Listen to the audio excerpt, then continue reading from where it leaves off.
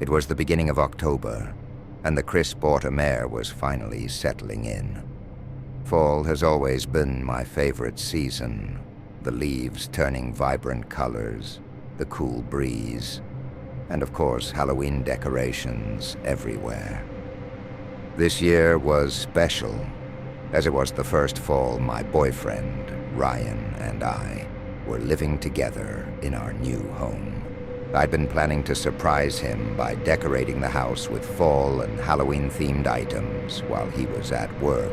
I thought it would be fun and festive, especially since we were both huge fans of the season. I spent the afternoon browsing local stores, but I still felt like I needed more decorations to really bring the place to life. That's when I turned to Facebook Marketplace. After a quick search for fall decorations, one listing stood out to me immediately. It was a large black plastic bin filled with what appeared to be fall decor: pumpkins, wreaths, candles, and more. The price was unbelievable, just $15 for the entire container. The description was simple: everything must go. Moving out, all fall decorations included. First come, first serve. Curiosity piqued. I clicked on the seller's profile. The name on the account was Mark, but the profile was strangely vague. No visible profile picture, just a blurry photo of a dark room. His listings were a bizarre mix of items: random electronics, some women's clothing, and holiday decorations. His bio only said, "Clearing out everything. Moving fast." I messaged him and asked about the container. He responded almost immediately, telling me the items were still available and that I could come by that evening to pick them up. When I asked for a time, he said around 9:30 p.m. seemed best because he would be getting off work late. It felt a little odd, but I didn't want to miss out on such a deal. The address he gave me was in a town about 30 minutes away. I looked it up on Google Maps. The house was an older-looking two-story home on a quiet residential street. It didn't look alarming, but something about the late hour and the whole situation left me feeling unsettled. I decided to bring my friend Megan along for safety. When I picked up Megan, I told her about the deal, and she raised an eyebrow but agreed to come.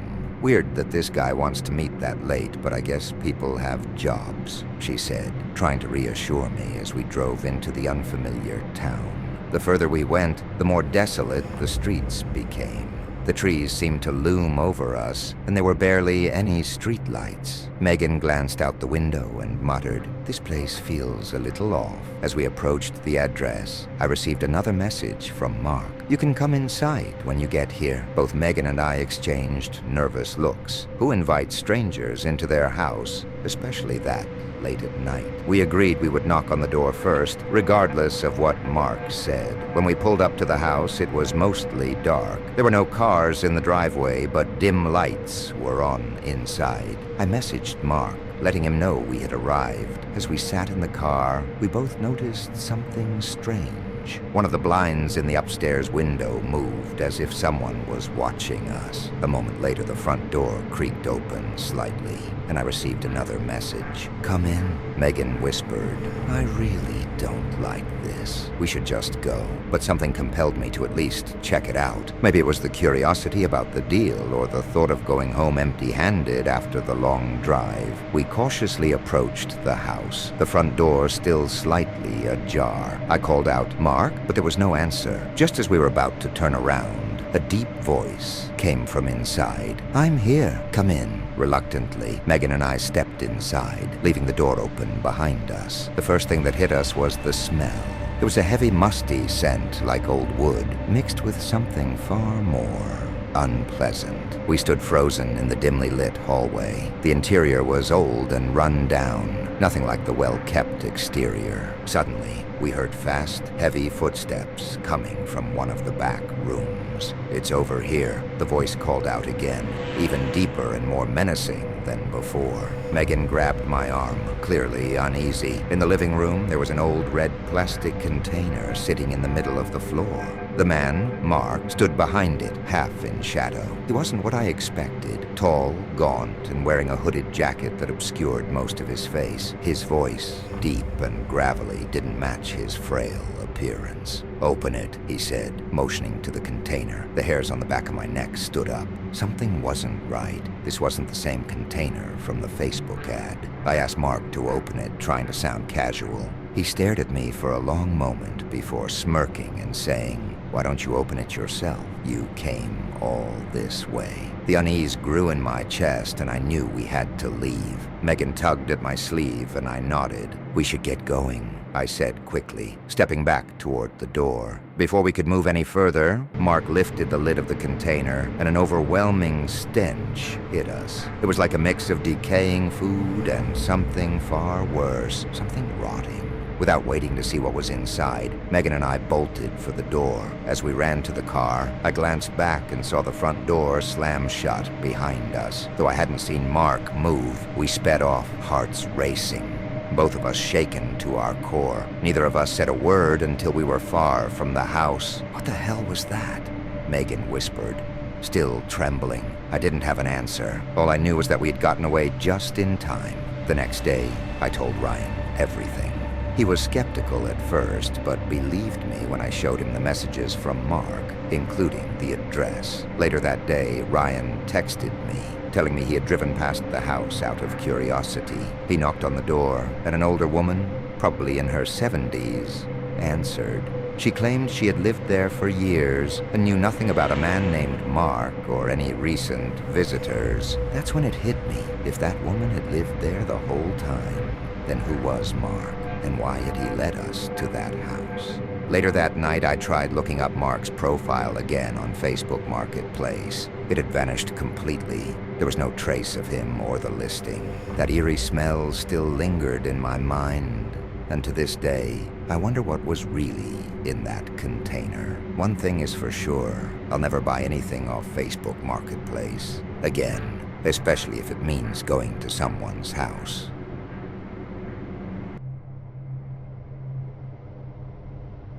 It was the fall of 2019, and I had just moved to Knoxville, Tennessee. I remember it well because it was my first time living on my own, far from family and friends. I was 23 years old, just out of college, and I had landed a temporary job in the city. The move was both exciting and nerve-wracking, but I was ready for independence. My apartment was located near downtown, close enough to walk to shops and cafes, but I also had my car for weekend getaways. One of the things I quickly fell in love with about Tennessee was the abundance of nature trails. The crisp fall weather, with the leaves changing colors, was the perfect invitation to explore. I had hiked a few trails around the city, but one that had been recommended to me was Big Ridge State Park, a popular spot just an hour outside of Knoxville. It was a Wednesday in mid-October, and I had the day off. I figured the middle of the week would be quiet, so I wouldn't run into too many other hikers. When I arrived at the park, I was right, there were only a few cars in the parking lot, and the overcast sky gave the woods an eerie, isolated feel. I found the trailhead that led to Ghost Ridge, a spot known for its history and views. The trail was said to be haunted, but I didn't give much thought to local legends. I was here to enjoy the fall colors and the peace that came with hiking alone.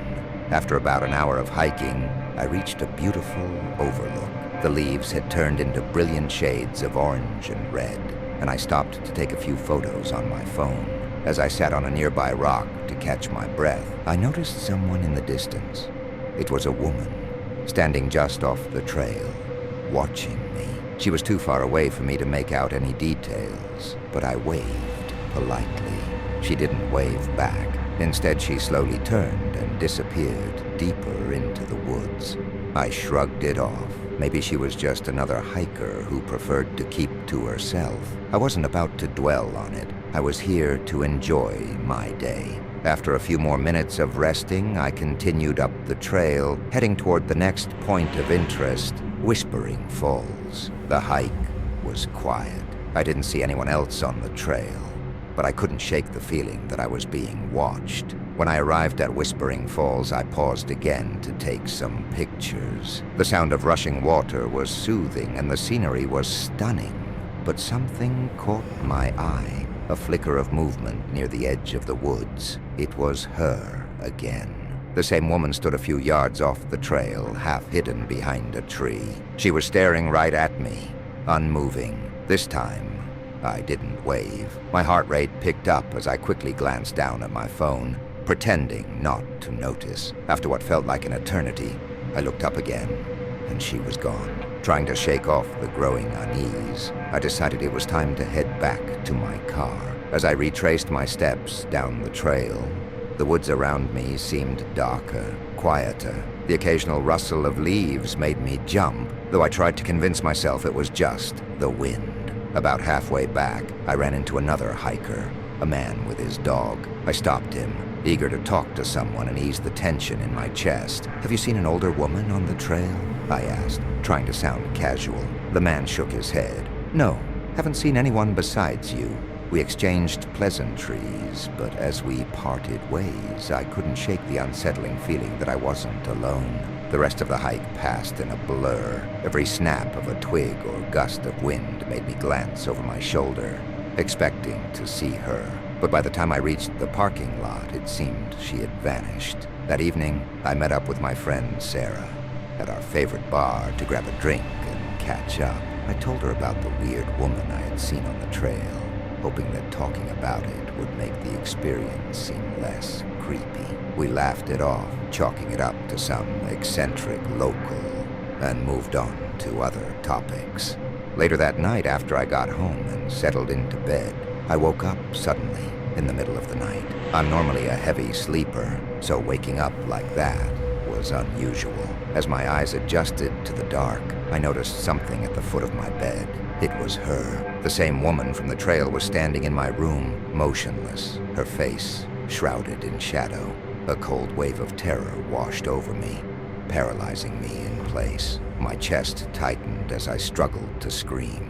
When I finally did, the sound seemed to echo off the walls, but the woman didn't move. She stood there, staring at me. Then, as silently as she had appeared, she turned and walked out of the room, disappearing into the darkness. I was shaking, my body drenched in sweat. I grabbed the nearest thing I could find, my phone, and immediately turned on every light in my apartment, heart racing. I checked every corner, every closet, under the bed. She was gone. Still rattled, I called my older brother. After listening to my breathless explanation, he reassured me that it had probably been a vivid nightmare brought on by the eerie events of the day.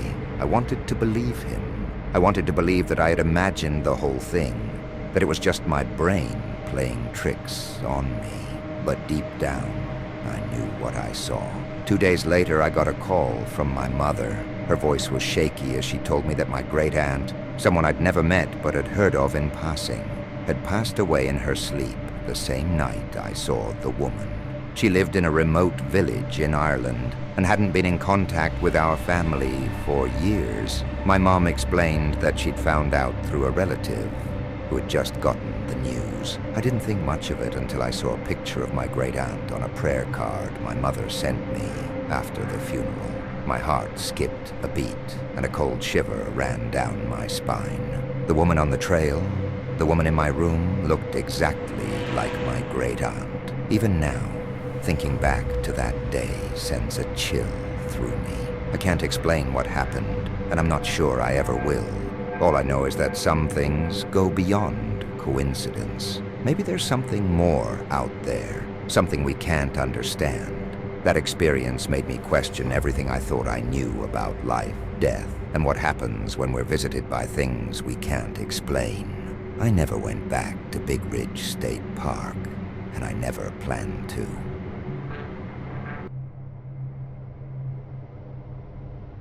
My friend Ethan and I have always been partners in crime, doing reckless things together since we were kids. We've known each other since we were 12, and by the time we were 22, we became roommates. We lived in a small coastal town called Marlow Bay, a quiet place that's peaceful but dull, especially when you hit your 20s. We'd grown up hearing about the creepy, abandoned Ridgway house that sat on the outskirts of town. Unlike the other houses in Marlow Bay, Ridgway House looked like it belonged in another century. standing ominously against the backdrop of overgrown trees and thick vines. It had been abandoned for as long as we could remember, and local kids whispered rumors about its haunted past, tales of strange lights, sounds, and figures glimpsed through the windows late at night. It was mid-October, and the town was fully in Halloween mode. Corn mazes, haunted houses, and scary movie marathons filled the weekends. That Friday, Ethan and I decided to take things up a notch. "Let's check out Ridgeway House," he said. "It'll be like a real-life haunted house tour." We were both bored and looking for something thrilling to do, so I agreed. We grabbed our baseball bats just in case, and after a quick stop for fast food and a couple of beers, we headed toward the house. We parked far down the road to avoid being seen. Not that anyone would have cared much.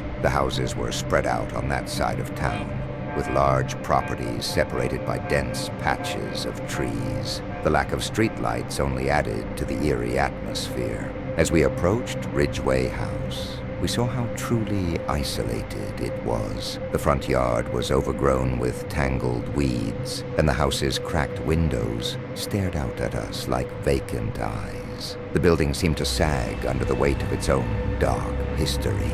We circled around to the backyard, figuring it was less likely to draw attention if anyone was watching. To our surprise, the back door was unlocked, and there wasn't a single broken window. Strange, considering how old and abandoned the place looked. "Weird that nobody's trashed this place," Ethan muttered. We stepped inside, and the air immediately felt colder, like we'd entered a different world. The interior was crammed with dusty, antique furniture, the kind you'd see in a museum or an old relative's attic.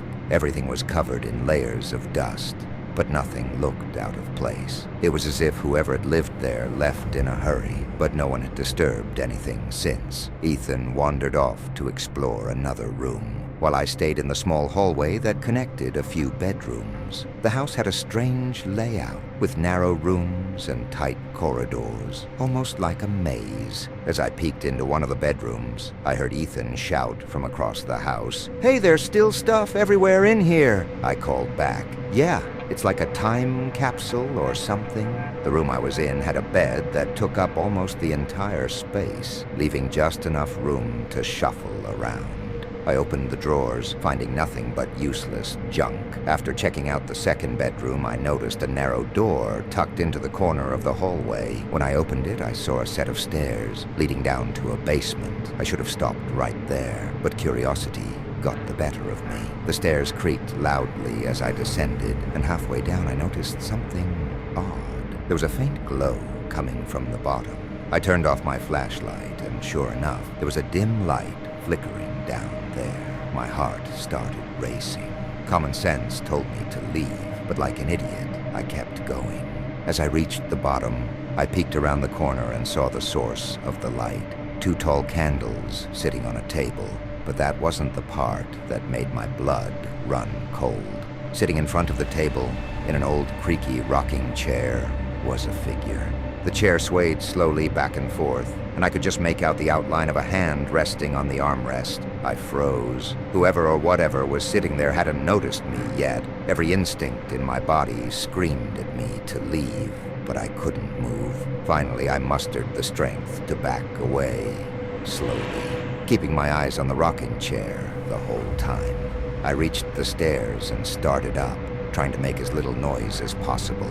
The old wood groaned beneath my feet, and with every creak, I felt my stomach lurch. I was almost to the top when one step let out a particularly loud crack. I winced. Looking back down the stairwell, the faint glow was gone. The candles had been blown out. A chill ran down my spine. Someone was down there, and they knew I was here. I shut the door behind me and tiptoed through the house, frantically looking for Ethan. When I reached the stairway leading to the second floor, I called up to him in a hushed voice. "Ethan! We need to leave. There's someone in the basement." No response. I called out again, louder this time. "Ethan, I'm serious." Still nothing. Panic rising in my chest. I climbed the stairs and found him standing in a dark corner of a room, staring blankly at the wall.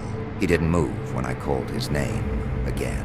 His face was pale, and his eyes looked distant, like he wasn't fully there. "Ethan, snap out of it!" I shook his shoulder, and he blinked, finally coming back to his senses. What happened?" he muttered. "I'll explain later. We need to get out of here, now." He followed me down the stairs, but as we reached the bottom, we both stopped, dead in our tracks. Standing in the hallway, blocking our path to the back door, was a figure, a shadowy man. Tall and unmoving, stood between us and the exit. I didn't wait to find out who or what he was. "Go!" I shouted, and we both bolted for the front door. It felt like we ran for miles before we finally reached my car, gasping for breath. My hands were shaking as I fumbled for the keys and started the engine. We sped away, not looking back until we were far from Ridgeway House. In the car, I explained everything to Ethan. He was still in shock, but something he said chilled me even more. "When you found me upstairs, I wasn't alone." I looked at him, confused. "What do you mean?" "I saw someone or something. It was standing in the corner, watching me. I couldn't move. I couldn't even scream." We both sat in silence for the rest of the drive home, too shaken to say anything else. We never went back to Ridgeway House, and we never talked about that night again. But sometimes I'll drive past the old road where the house sits, and I get the same eerie feeling like something or someone is still there, waiting. And I'll never forget the figure I saw in that rocking chair, or the dark silhouette that stood between us and escaped.